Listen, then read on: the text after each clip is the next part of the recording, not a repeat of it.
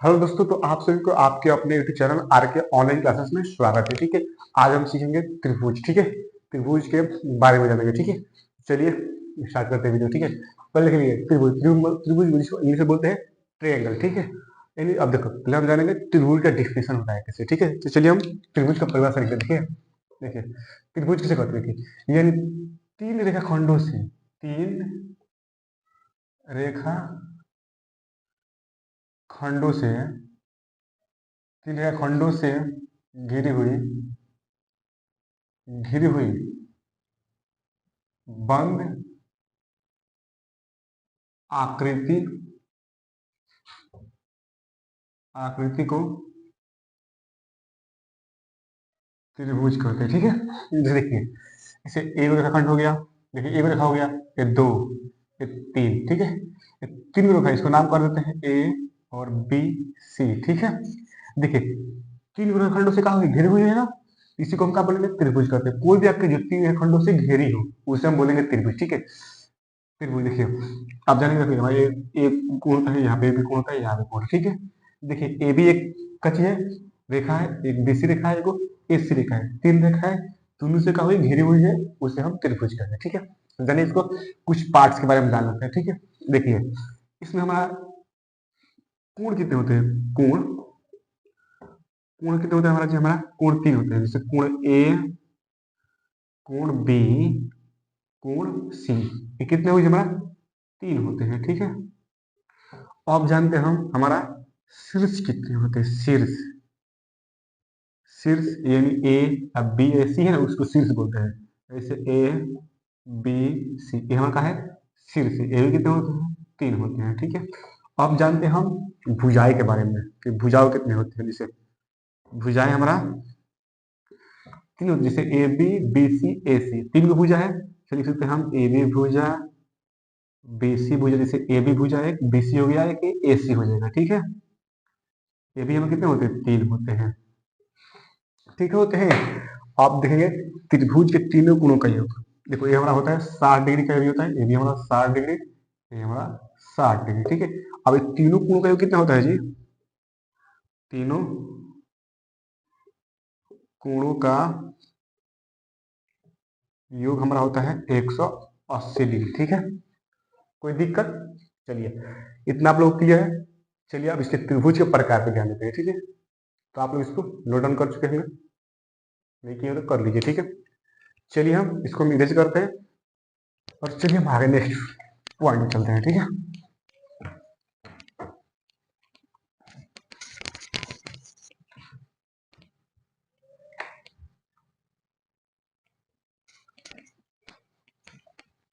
अब चलिए हम जानते हैं त्रिभुज के प्रकार। त्रिभुज के प्रकार, ठीक है, त्रिभुज कितने प्रकार के होते हैं जी, देखिए पहले जान लेते हैं हम। त्रिभुज हमारा होते हैं दो प्रकार के। कितने प्रकार के होते हैं जी हमारा, दो प्रकार के होते हैं। हमारा दो प्रकार के होते हैं। ठीक है, फर्स्ट हमारा होता है भुजा के आधार पे, भुजा के आधार पर कितने होते हैं जी, तीन होते हैं। ठीक है, अब सेकंड देखते हैं। सेकंड हमारा होते हैं कोण के आधार पे, कोण के आधार और ये भी हमें कितने होते हैं, ये बात तीन होते हैं। ठीक है, अब जानते हैं हम कि हमारा भुजक के आधार पे तीन होते हैं, तो कौन कौन होते हैं। ठीक है, चलिए उसका हम नाम लिखते हैं यहाँ पे और बारी बारी से उसको हम बताएंगे। ठीक है, पहला हमारा होता है समबाहु त्रिभुज, समबाहु त्रिभुज। सेकंड होता है सम समद्विबाहु, समद्विबाहु त्रिभुज। थर्ड नंबर हमारा होता है विषम बाहु त्रिभुज, विषम बाहु त्रिभुज। ये हमारा कितने होते हैं, भुजा के आधार पर होगा। ठीक है, अब कोण के आधार पर कितने होते हैं, कोण के आधार पर भी हमारे तीन होते हैं, लेकिन कौन कौन होते हैं देखिए। पहला होता है हमारा समकोण, सेकंड होता है हमारा न्यून कोण, थर्ड नंबर होता है हमारा अधिक कोण। ठीक है, एक बार और जान लीजिए शुरू से। त्रिभुज कितने प्रकार के होते हैं? दो प्रकार के। पहला होता है भुज के आधार पे और दूसरा होता है कोण के आधार पे। और भुज के आधार पे तो त्रिभुज तीन प्रकार के होते हैं। कोण के आधार पे भी हमारे तीन होते हैं जो आपके सामने यहाँ पे लिखे हुए बोर्ड पे देख लीजिए। ठीक है, अब चलिए बारी बारी से तीनों को पहले हम भुज के आधार पे समझते हैं, तीनों को कंप्लीट, उसके बाद हम चलेंगे कोण के आधार पे। ठीक है, तो चलिए हम सबको पहले डिफिनेशन लिखते हैं। ठीक है, पहले जानेंगे हम समबाहु त्रिभुज कहते हैं। ठीक है, देखिए यहाँ पे जिस त्रिभुज की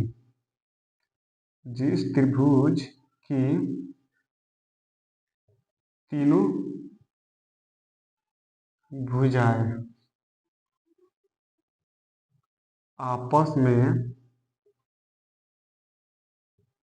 बराबर हो उसे हम समबाहु त्रिभुज कहते हैं। ठीक है, देखो मान लीजिए हमारे को एक होता है त्रिभुज, त्रिभुज पर जाएंगे, त्रिभुज तीन खंडों से घिरी हुई। ठीक है, उसे हम त्रिभुज कहते हैं। त्रिभुज में कौन सा त्रिभुज? समबाहु त्रिभुज के बारे में जान रहे हैं। ठीक है, इसमें इसको कहते हैं ए और बी सी। ठीक है, देखिए इसकी क्या हो जी, इसकी तीन भुजा का होगा जी बराबर होगा। ठीक है, जैसे में इसे ए बी बराबर बी सी बराबर यहाँ पे ए सी हो जाएगा। ठीक है, सपोज कीजिए एक देखे रहे यहाँ पे, इसको पी क्यू आर, तीन तीन तीन। देखो ये तीन भुजा बराबर, जैसे पी क्यू बराबर है क्यू आर के बराबर, क्यू आर बराबर है आर क्यूब के बराबर। ठीक है, उसी तरह क्या होते हैं ये भी होते हैं, समझ गए? उसे हम क्या कहते हैं?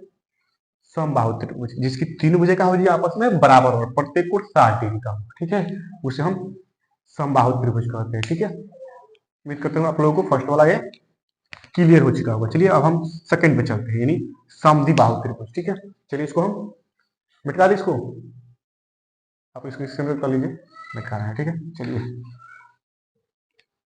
थोड़ा जगह कम है इसलिए थोड़ा सा लिख कर उसको जल्दी जल्दी रीच करना पड़ रहा है। ठीक है, आप लोग इसे बैंक के देख सकते हैं फिर दोबारा से। ठीक है, चलिए हम आते हैं हम सेकंड यानी समद्विबाहु त्रिभुज। देखिए इसका डिफिनेशन पे देखिए, देखिए जिस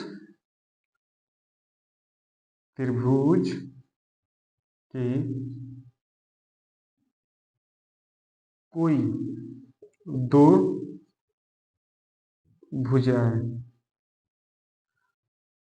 आपस में बराबर हो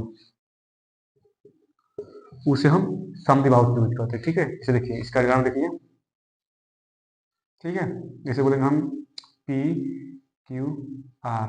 ठीक है, देखिए ए और ए, देखिए इसमें दो भुजाएं बराबर है, इसको लिख सकते हैं हम पी क्यू बराबर लिख सकते हैं हम क्यू आर बराबर यहाँ पे आर आर पी। ये क्या है?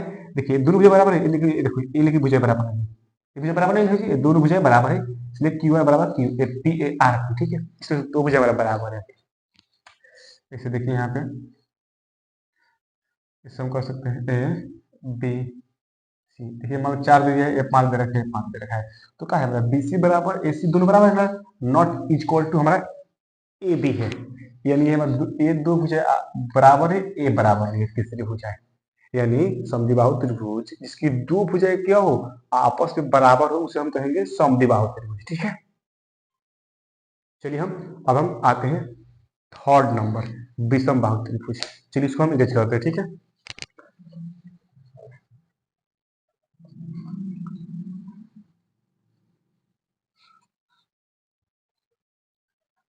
चलिए आते हैं थर्ड पे। देखिए हम इसका डिफिनेशन जानेंगे। ठीक है, देखिए विषम बाहु त्रिभुज यानी जिस त्रिभुज की तीनों भुजाएं आपस में बराबर ना हो। देखो जिस त्रिभुज की तीन भुजा का होगी आपस में बराबर ना हो उसे हम क्या कहेंगे? विषम बाहु त्रिभुज। ठीक है, जैसे ए बी सी, ये का है जी, ये तीन भुजा का है, आपस में बराबर नहीं है, तो इसको लिख सकते हैं ए बी बराबर नॉट बी सी बराबर नॉट यहाँ पे ए सी, क्या है, तीन भुजा इसमें बराबर नहीं है, उसे हम कहेंगे हम विषम बाहु त्रिभुज। ठीक है, चलिए हम, यानी हमारे भुजा बराबर जो तीन होते हैं वो क्लियर हो चुके होंगे, उम्मीद करता हूँ आप लोगों को। अब चलते हैं हम लोग कोण के धार जो तीन होते हैं उनको बारी बारी से हम जानने का प्रयत्न करेंगे। ठीक है, चलिए इसको हम मिटाते हैं। ठीक है, आप लोग इसको स्क्रीनशॉट लेते रहिएगा, तो क्या कीजिए, इसको रिवर्स करके देख सकते हैं। ठीक है, शुरू से। ठीक है, चलिए इसको हम इरेज कर लेते हैं।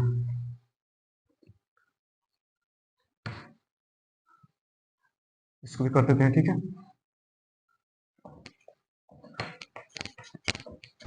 अब देखिए अब हम जानेंगे हम पहला समकोण किसे कहते हैं। ठीक है, देखिए फर्स्ट ऑफ ऑल हमारा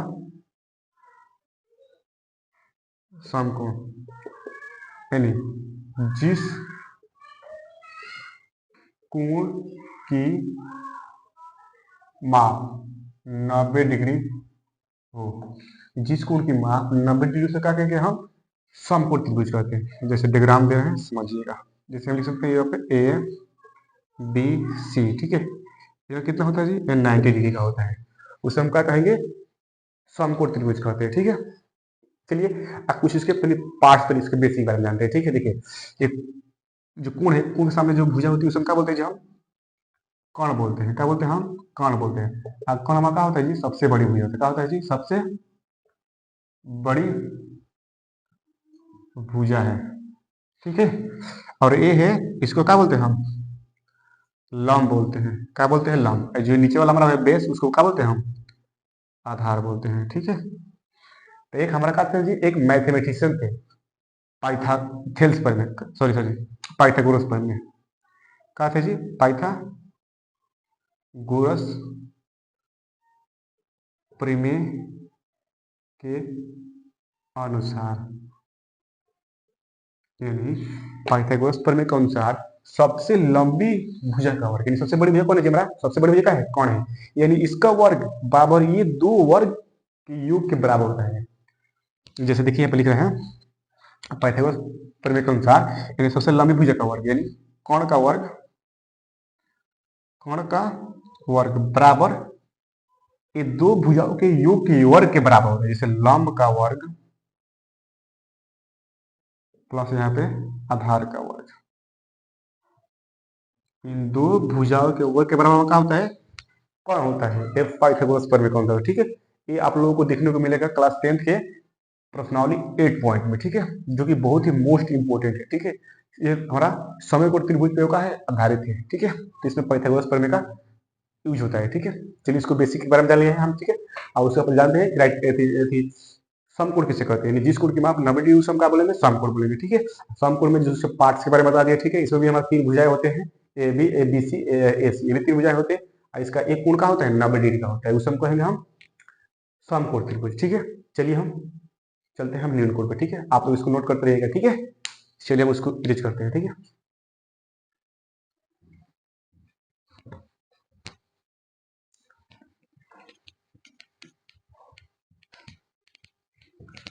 अब आते हैं हम सेकंड पे, यानी हम आते हैं न्यून कोण। न्यून कोण, इसका डिफिनेशन लिखते हैं, देखिए जिस कोण की माप, जिस कोण की माप 90 डिग्री से कम हो उसे न्यून कोण कहते हैं। ठीक है, जैसे देखिए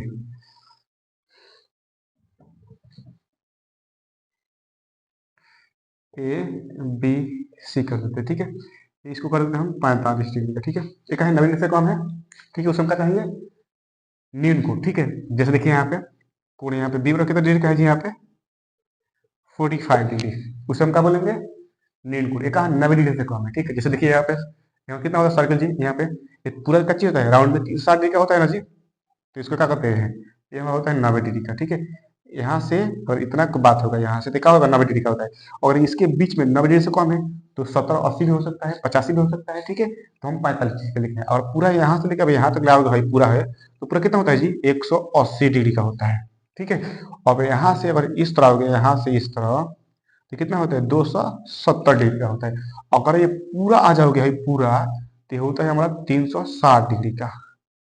ठीक है, क्या आप लोग समझ में आ गया? ये भी हम समझ में आ गया। ठीक है, अब चलते हैं हम अधिक कोण पे। ठीक है, चलिए उसको हम भी एज करते हैं। ठीक है,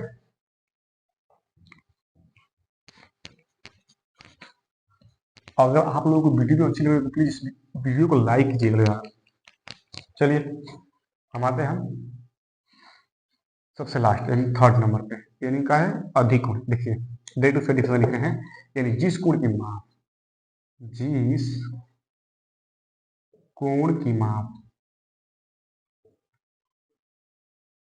180 डिग्री से कम हो, 180 डिग्री से